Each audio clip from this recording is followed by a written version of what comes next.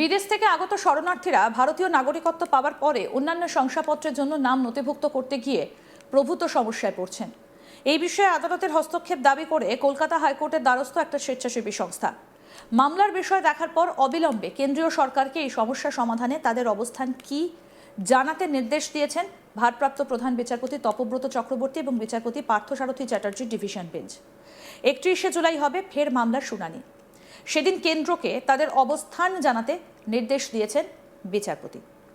আবেদনকারী একটা স্বেচ্ছাসেবী সংস্থার দাবি, যে সমস্ত বিদেশি শরণার্থী ভারতীয় নাগরিকত্ব আইন অনুযায়ী নাগরিকত্ব লাভ করেছেন তারা বিভিন্ন সমস্যার সম্মুখীন হচ্ছেন। আদালতের কাছে সমস্যার বিষয়গুলো তুলে ধরতে গিয়ে জানান, এরা যখন ভোটাধিকার পাওয়ার জন্য ভোটার কার্ডের জন্য, আধার কার্ডের জন্য এবং পাসপোর্টের জন্য আবেদন জানাচ্ছেন, তখন আবেদনপত্রে নির্দিষ্ট কলামে তাদের বক্তব্য সঠিকভাবে লিপিবদ্ধ করতে পারছেন না। উদাহরণস্বরূপ আইনজীবী আদালতের সামনে তুলে ধরেছেন, উক্ত নথিগুলো আবেদন করার সময় নির্দিষ্ট কলামে জন্মস্থানের নামে শুধুমাত্র ভারতবর্ষের বিভিন্ন রাজ্যের নামের উল্লেখ রয়েছে, তার বাইরে অন্য কোনো দেশের নামের উল্লেখ নেই। ফলে ভারতের নাগরিকত্ব পাওয়া সেই বিদেশিরা আবেদন দাখিল করতে পারছেন না। ভারপ্রাপ্ত প্রধান বিচারপতির আবেদনকারীর উদ্দেশ্যে জানতে চান, অনলাইন নয় অফলাইনে আবেদন জানিয়ে তিনি কি কর্তৃপক্ষের কাছে এই সমস্যার কথা জানিয়েছেন? আইনজীবী আদালতকে জানিয়েছেন, বিষয়টা অফলাইনের মাধ্যমে তাদেরকে জানানো হলেও সরকারের কোনো সুস্পষ্ট গাইডলাইন নেই, ফলে এই বিষয়ে তারা সাহায্য করতে অপারগ। এরপরেই কেন্দ্রের অতিরিক্ত সলিসিটর জেনারেল ধীরাজ ত্রিবেদী আদালতের কাছে সময় প্রার্থনা করেন বক্তব্য জানাতে। ভারপ্রাপ্ত প্রধান বিচারপতি তপব্রত চক্রবর্তী এবং বিচারপতি পার্থসারথী চ্যাটার্জির বেঞ্চ আবেদনকারীকে আদালতের সামনে তুলে ধরা সমস্যা সংক্রান্ত নথি পরবর্তী শুনানিতে জমা দেবার নির্দেশ দিয়েছেন। পাশাপাশি কেন্দ্রীয় সরকারকেও এ বিষয়ে তাদের কী অবস্থান জানাতে নির্দেশ দিয়েছেন। মামলার পরবর্তী শুনানি 31শে জুলাই। আমাদের প্রতিনিধি মানস নস্কর কি প্রতিবেদন তুলে ধরেছেন দেখব এবার। শরণার্থী হিন্দুরা ভারতীয় নাগরিকত্ব পাওয়ার পরেও তাদের অন্যান্য শংসাপত্র তৈরি করতে অসুবিধা হচ্ছে, প্রভূত সমস্যার সম্মুখীন হচ্ছেন তারা। অনলাইন বা অফলাইন যে কোনো আবেদনের ক্ষেত্রে যে নির্দিষ্ট কলামগুলো থাকে ফর্মে, সেই কলাম তারা পূরণ করতে পারছেন না। এই নিয়ে কর্তৃপক্ষের কাছে তারা আবেদন জানিয়েছিলেন, কিন্তু কোনো রকম সুরাহা হয়নি। এবার এই বিষয় নিয়ে একটি স্বেচ্ছাসেবী সংগঠন, একটি এনজিও, তারা কলকাতা হাইকোর্টের দ্বারস্থ হয়েছে। কলকাতা হাইকোর্টে তাদের বক্তব্য, ভারত সরকার সম্প্রতি এই নিয়ে আমরা জানি যে সংখ্যালঘু হিন্দু ভারতের পার্শ্ববর্তী দেশগুলো থেকে যখন ভারতবর্ষে আসবে, তাদেরকে এই দেশে জায়গা দেওয়ার জন্যে ভারত সরকার সম্প্রতি আইন তৈরি করেছে।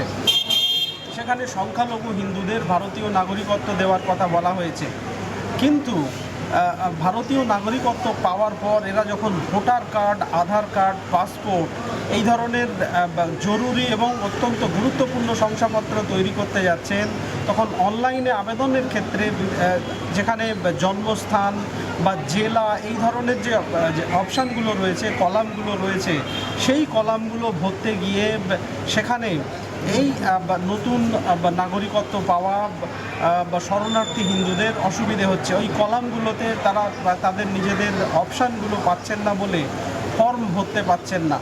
এই নিয়ে তারা জানিয়েছিলেন, কর্তৃপক্ষের দৃষ্টি আকর্ষণ করেছিলেন, কিন্তু কর্তৃপক্ষ সেইভাবে কোনো রকম এখনও পর্যন্ত পদক্ষেপ করেনি বলে আদালতের কাছে জানিয়েছেন। ভারপ্রাপ্ত প্রধান বিচারপতি তপব্রত চক্রবর্তী ও বিচারপতি পার্থসারথী চট্টোপাধ্যায়ের ডিভিশন বেঞ্চ কেন্দ্রের অ্যাডিশনাল সলিসিটর জেনারেলকে নির্দেশ দিয়েছেন, এ বিষয়ে কেন্দ্রের কি অবস্থান বা কেন্দ্র কি ভাবনা চিন্তা করছে, কেন্দ্রের কি বক্তব্য সেটা জানাতে নির্দেশ দিয়েছেন বিচারপতি। 31 জুলাইয়ের মধ্যে জানাতে নির্দেশ দেওয়া হয়েছে। ফের 31 জুলাই এই মামলার শুনানির জন্য রেখেছেন ভারপ্রাপ্ত প্রধান বিচারপতি তপব্রত চক্রবর্তীর বেঞ্চ।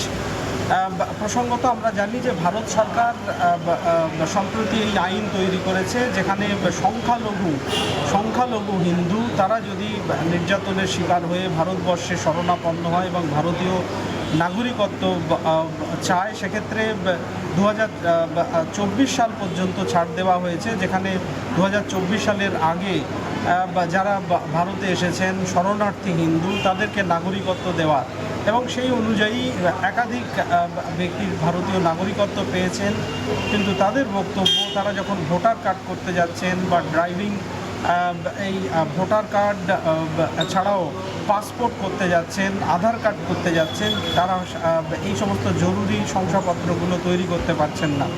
কেন্দ্র সরকারের সংশ্লিষ্ট দপ্তরকে তারা জানিয়েছিলেন, অফলাইনে আবেদন করেছিলেন, কিন্তু এখনও পর্যন্ত কোনো সুরাহা মেলেনি। ভারপ্রাপ্ত প্রধান বিচারপতির বেঞ্চ তাদের কাছে জানতে চায় যে তারা কোনো রকম আবেদন করেছিল কিনা, কর্তৃপক্ষকে জানিয়েছিল কিনা। তাদের পক্ষ থেকে আইনজীবী জানান যে তারা কর্তৃপক্ষকে জানিয়েছিলেন, কিন্তু এখনও পর্যন্ত কোনো সুরাহা মেলেনি। এই বক্তব্য শোনার পর কেন্দ্রের অ্যাডিশনাল সলিসিটর জেনারেল তিনি জানান এই বিষয়ে কেন্দ্রের যে বক্তব্য সেই বক্তব্য জানানোর জন্য কিছু সময় দিতে হবে। সময় দিলে তিনি আদালতকে জানাবেন। 31 জুলাই পর্যন্ত সময় দেওয়া হয়েছে কেন্দ্রকে। কেন্দ্র 31 জুলাইয়ের মধ্যে তাদের বক্তব্য জানাবে। প্রসঙ্গত একটি বেসরকারি সংগঠন তারা এই মামলা দায়ের করেছিলেন, যেখানে তাদের বক্তব্য যে শরণার্থী হিন্দুরা তারা নাগরিকত্ব পাওয়ার পরেও জরুরি শংসাপত্র পাচ্ছেন না, জরুরি শংসাপত্র পেতে তাদের সমস্যা হচ্ছে।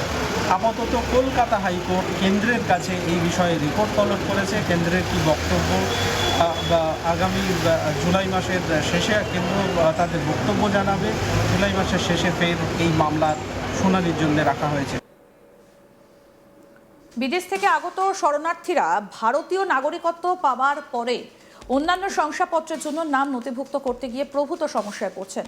এই বিষয়ে আদালতের হস্তক্ষেপ দাবি করে কলকাতা হাইকোর্টের দ্বারস্থ একটা স্বেচ্ছাসেবী সংস্থা মামলার বিষয় দেখার পর অবিলম্বে কেন্দ্রীয় সরকারকে এই সমস্যা সমাধানে তাদের অবস্থান কি জানাতে নির্দেশ দিয়েছেন ভারপ্রাপ্ত প্রধান বিচারপতি তপব্রত চক্রবর্তী এবং বিচারপতি পার্থসারথী চ্যাটার্জির ডিভিশন বেঞ্চ। 31 জুলাই হবে ফের মামলা শুনানি। সেদিন কেন্দ্রকে তাদের অবস্থান জানাতে নির্দেশ দিয়েছেন বিচারপতি। আবেদনকারী একটা স্বেচ্ছাসেবী সংস্থার দাবি, যে সমস্ত বিদেশি শরণার্থী ভারতীয় নাগরিকত্ব আইন অনুযায়ী নাগরিকত্ব লাভ করেছেন তারা বিভিন্ন সমস্যার সম্মুখীন হচ্ছেন। আদালতের কাছে সমস্যার বিষয়গুলো তুলে ধরতে গিয়ে জানান, এরা যখন ভোটাধিকার পাওয়ার জন্য, ভোটার কার্ডের জন্য, আধার কার্ডের জন্য এবং পাসপোর্টের জন্য আবেদন জানাচ্ছেন, তখন আবেদনপত্রের নির্দিষ্ট কলামে তাদের বক্তব্য সঠিকভাবে লিপিবদ্ধ করতে পারছেন না। এবং উদাহরণস্বরূপ আইনজীবী আদালতের সামনে তুলে ধরেছেন উক্ত নথিগুলো আবেদন করার সময় নির্দিষ্ট কলামে জন্মস্থানের নামে শুধুমাত্র ভারতবর্ষের বিভিন্ন রাজ্যের নামের উল্লেখ রয়েছে, তার বাইরে অন্য কোনো দেশের নামের উল্লেখ নেই। ফলে ভারতের নাগরিকত্ব পাওয়া সেই বিদেশিরা আবেদন দাখিল করতে পারছেন না। আরও আপডেট পেতে দেখতে থাকুন আজ তাক বাংলা, সাবস্ক্রাইব করুন।